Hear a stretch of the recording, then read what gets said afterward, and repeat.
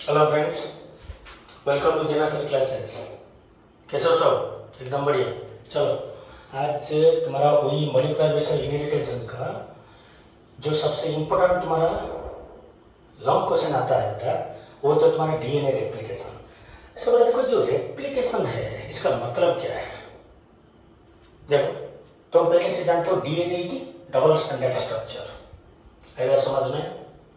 Double standard structure कैसे चलता है? एंटी पैरेलल, एक तो 5 डी एसिड, एक तो 3 डी एसिड। क्लियर? उसके अंदर में क्या रहता है? नाइट्रोजनस बेसेस, ऑलरेडी हम डिस्कस कर चुके हैं। सो रेप्लिकेशन मतलब एक तो पैरेंट डी, ध्यान से सुनना, एक तो पैरेंट डीएनए स्ट्रैंड से अगर मैं एक तो न्यू डीएनए स्ट्रैंड बनाऊंगा, that process is called as बेटा रेप्लिकेशन। लेकिन कोई भी प्रोसेस को, ये जो रेप्लिकेशन प्रोसेस को बनाने के लिए बेटा याद रखना, कुछ एंजाइम, इंपॉर्टेंट एंजाइम्स का इन्वॉल्वमेंट रहता है। आज हम वही डिस्कस करने वाले हैं जो कौन कौन सा एंजाइम कौन कौन सा काम में इन्वॉल्व रहते हैं डीएनए रेप्लिकेशन में। Okay, so replication is the कॉपिंग of DNA from the parental DNA. Daughter DNA को बनाएंगे हम पैरेंटल डीएनए से। राइट? क्लियर? चलो, वाटसन की प्रपोज सेमी कंजर्वेटिव मॉडल। बेटा ये जो लाइन है, पॉइंट है, इंपॉर्टेंट है, semi conservative model. Semi conservative मतलब क्या है बेटा?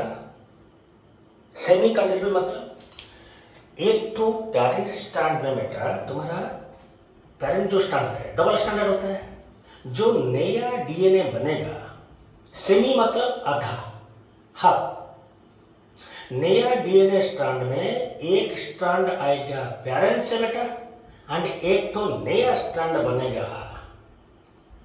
प्राइमर से, आरएनए प्राइमर से।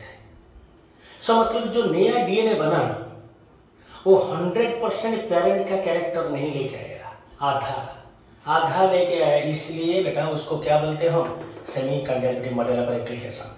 इट इज सजेस्ट, देखो, parental DNA strand act as a template, मतलब जो कि तुम्हारा parental strand template for the synthesis of new complementary strand.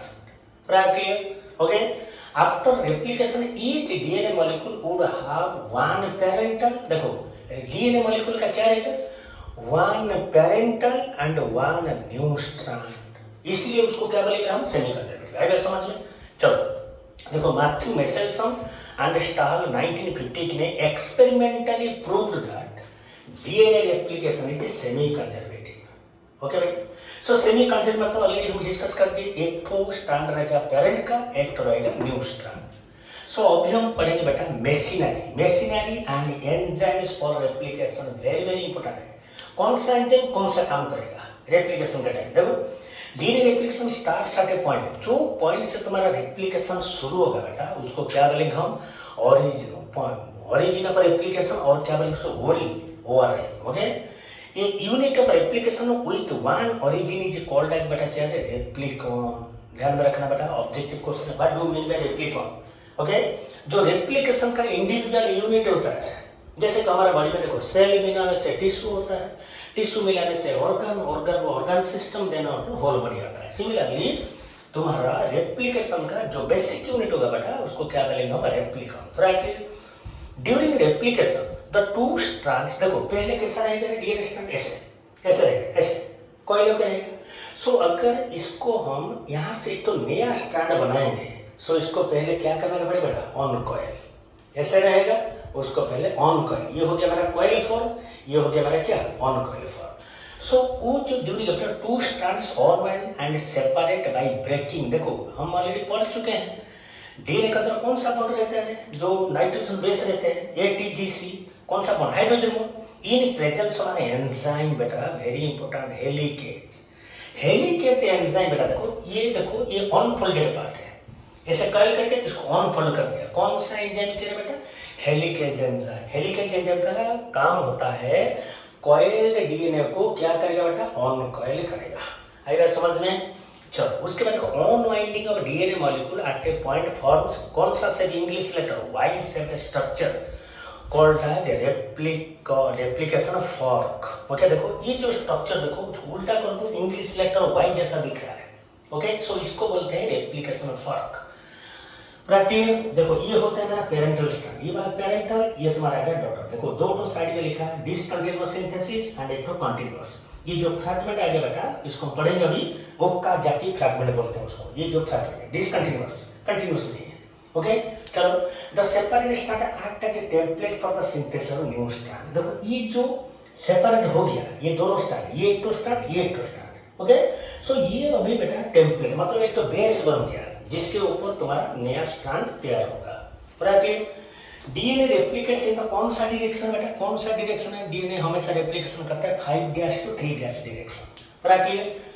डीऑक्सीराइबोन्यूक्लियोसाइड triphosphate जो क्या होता है तुम्हारा dATP, ATP addition, GTP guanosine triphosphate, CTP, then तुम्हारा dTTP acts as a substrate and provide energy for polymerisation. मतलब कोई भी काम के लिए तुमको क्या चाहिए? एनर्जी चाहिए।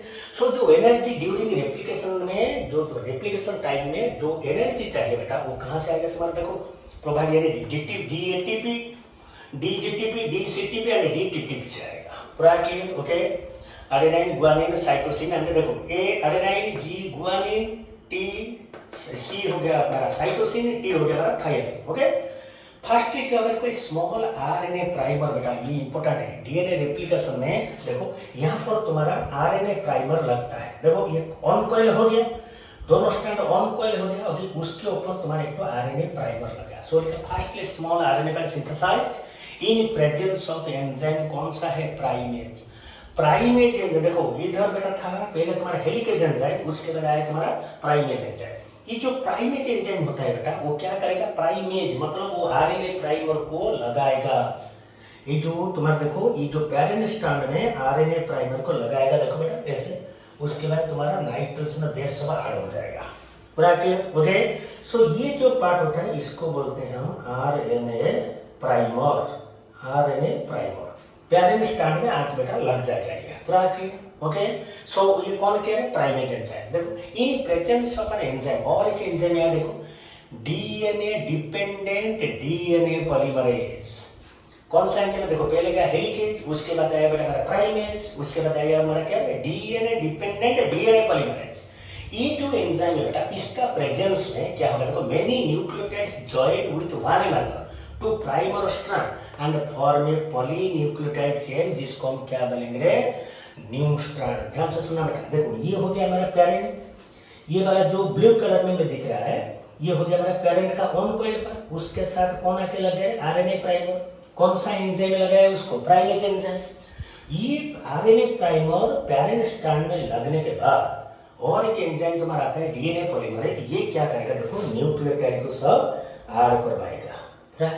ओके आराम से देखो, पहले डबल स्ट्रैंड था, अभी देखो सिंगल स्ट्रैंड हो गया, लेकिन अभी आरएनए प्राइमर बेटा जब लगेगा सो ये अगेन क्या हो गया? देखो तो ये फिर तुम्हारा डबल स्ट्रैंड आ गया।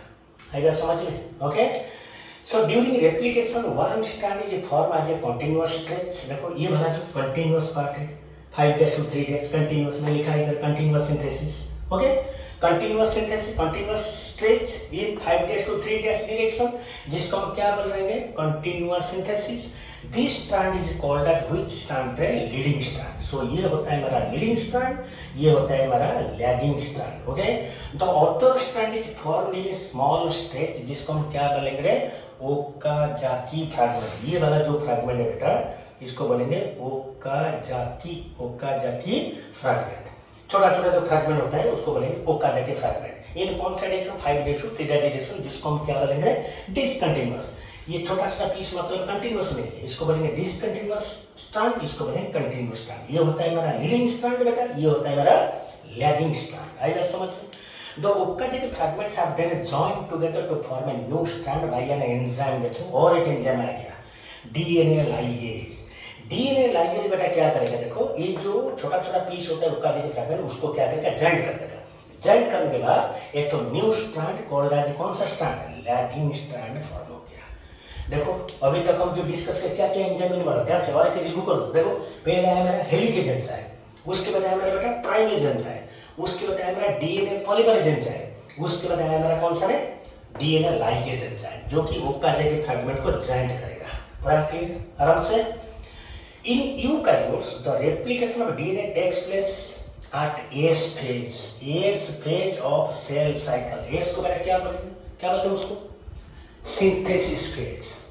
ओके, जो होता है ना G phase and S phase, मतलब देखो S फेज को बोले synthetic phase of the cell cycle. Failure in cell division after DNA replication result polyploidy. देखो अगर देखो क्या लिखा मैंने, cell failure of the cell, अगर सेल डिवीजन बेटा अगर नहीं होगा, सो आफ्टर डीएनए रेप्लिकेशन के बाद अगर सेल डिवीजन नहीं होगा बेटा, सो दिस फेनोमेनन किसको रिजल्ट देगा? पॉलीप्लॉइडी. ओके, आप लोग ऑलरेडी पढ़ चुके हो. ओके, शायद. ओके, उसके बाद देखो एक तो एग्जाम्पल में देखो, E coli bacteria completes replication with in 18 minutes, that is 2000 base pair पर सेकंड. बीपी मतलब बेटा बेस पेयर. ओके, आराम से. सो ये हो गया बेटा तुम्हारा टोटल रेप्लिकेशन का पार्ट, जो कि तुम्हारा सेमी कंजर्वेटिव होता है. सेमी कंजर्वेटिव क्यों हुआ बेटा, ऑलरेडी हम डिस्कस कर लिए. एक दोनों डबल स्ट्रैंड से एक स्ट्रैंड आएगा तुम्हारा पेरेंट का एंड एक स्ट्रैंड बनेगा आरएनए प्राइमर से. सो ये जो डबल स्ट्रैंड हुआ ये पूरा तुम्हारा आरएनए प्राइमर का नहीं है, पूरा तुम्हारा पेरेंट का नहीं है. सो आधा आधा, इसलिए इसको क्या बोलते हैं हम? सेमी कंजर्वेटिव बोलते हैं. समझ में? सो ये हो गया रेप्लिकेशन है. उसके बाद हम पढ़ेंगे प्रोटीन सिंथेसिस. ओके, उसके बाद है डीएनए फिंगरप्रिंटिंग, तब जाके खत्म होगा. चलो, ऑल द बेस्ट.